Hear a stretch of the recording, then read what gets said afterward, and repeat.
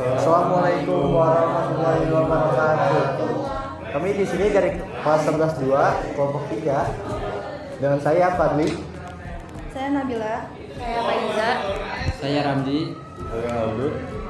Di sini kami akan membuat video korosi pada paku yang bertujuan untuk menganalisa faktor yang dapat mempercepat terjadinya korosi pada paku besi. Bismillahirrahmanirrahim.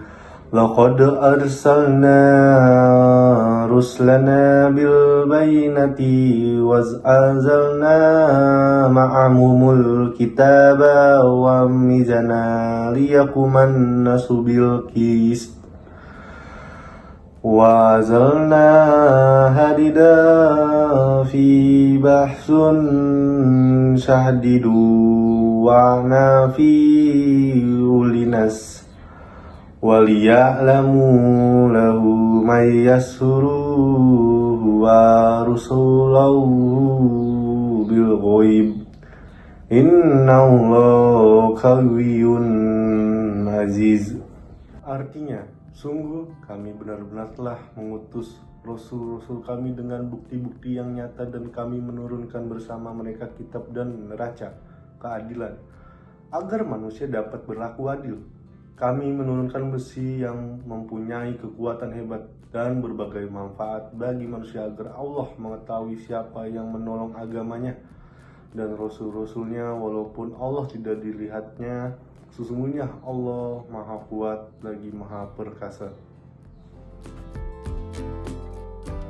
Saya Muhammad Ramzi akan menyampaikan dasar teori korosi pada paku besi. Korosi adalah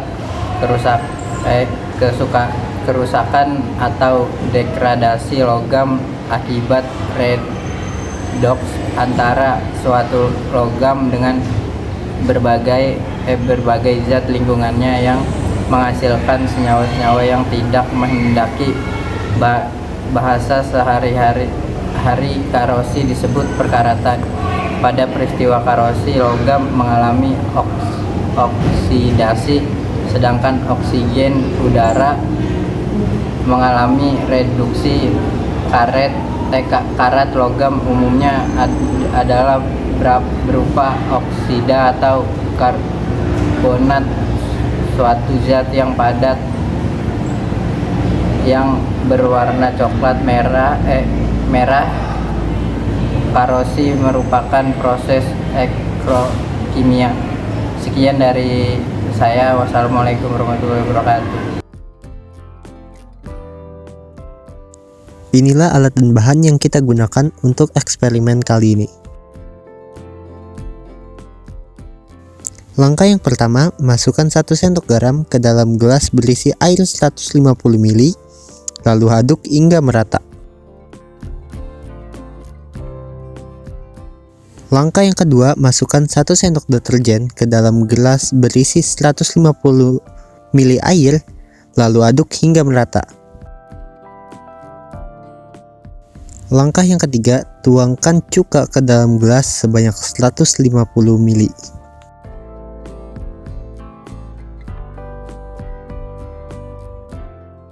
Langkah yang keempat, tuangkan minyak ke dalam gelas sebanyak 150 ml.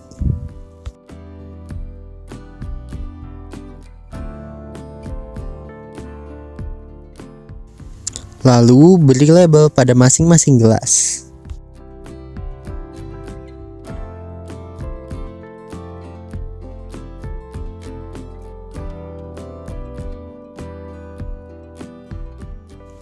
Langkah yang kelima, masukkan 1 paku ke dalam masing-masing gelas.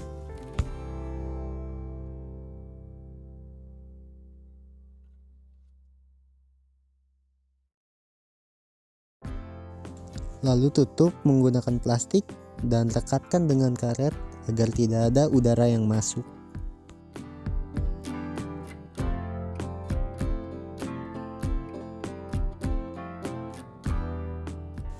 Ulangi langkah ini terhadap seluruh gelas.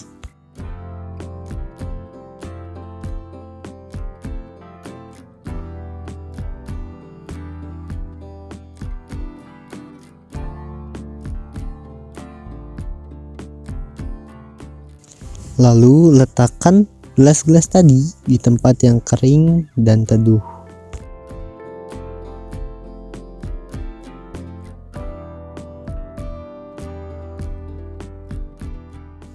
Ini adalah hasil eksperimen korosi pada paku besi di hari ketiga.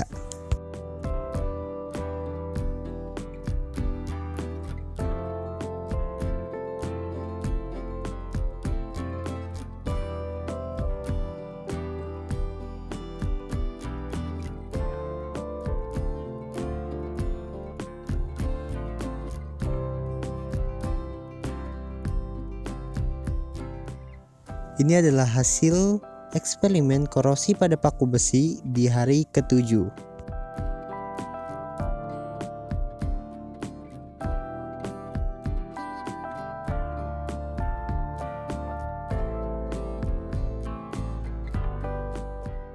Di sini ada tabel.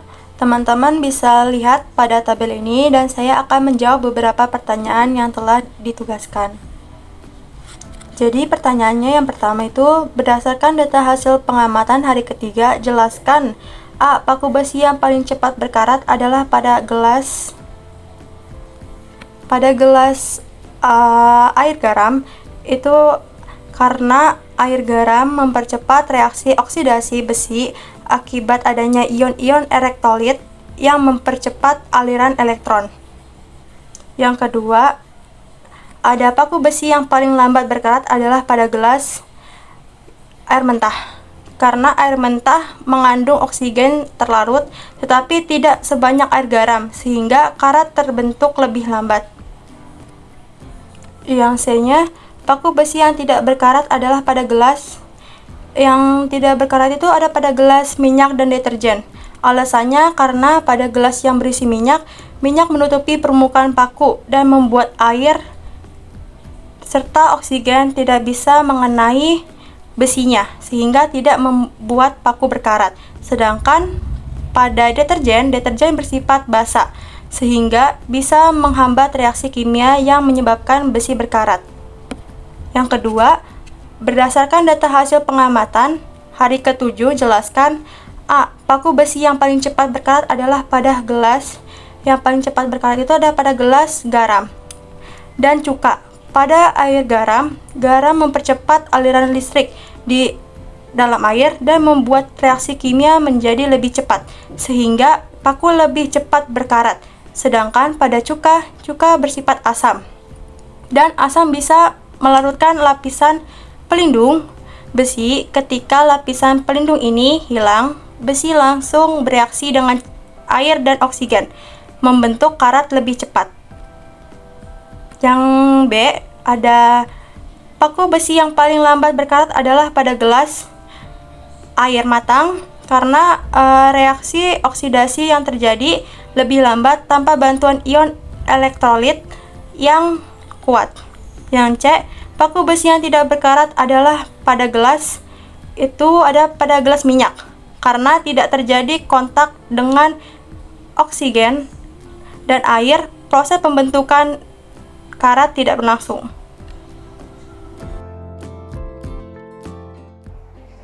Di sini saya Fadli akan menyampaikan kesimpulan dari eksperimen korosi pada paku besi. Korosi pada besi disebabkan oleh oksigen dan air. Pada eksperimen kali ini, paku yang paling banyak karat adalah paku dalam gelas cuka. Karena cuka bersifat asam yang dapat melarutkan lapisan pelindung besi, sehingga besi langsung berinteraksi dengan air dan oksigen yang membuat pembentukan karat lebih cepat dan banyak. Dan untuk paku yang tidak berkarat, berada dalam gelas berisi minyak. Karena paku tidak terjadi kontak langsung dengan oksigen dan air, sehingga proses pembentukan karat tidak dapat berlangsung. Jadi itu adalah kesimpulan dari eksperimen korosi pada paku besi. Selanjutnya ada saran mencegah korosi pada besi. Yang pertama itu dengan melapisi menggunakan cat. Lapisan cat mampu mencegah kontak langsung antara besi dengan oksigen dan air. Dan yang kedua itu ada dengan cara memberi oli atau minyak.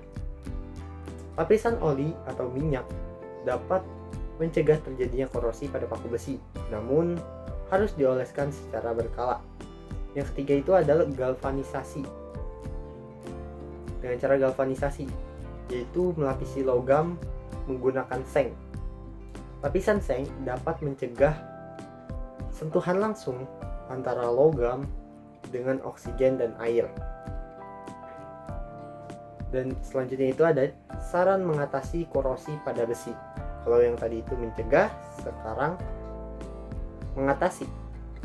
Yang cara mengatasi korosi pada besi itu ada dua. Yang pertama dengan cara mekanis, dilakukan dengan menggosokkan permukaan besi menggunakan amplas atau kawat sikat hingga karat terlepas seutuhnya. Dan yang kedua itu dengan cara kimiawi, bisa dilakukan dengan merendam besi dalam larutan asam seperti asam fosfat atau asam sitrat yang dapat melarutkan oksida besi atau karat pada besi. Terima kasih sudah menyimak video kami. Wassalamualaikum warahmatullahi wabarakatuh.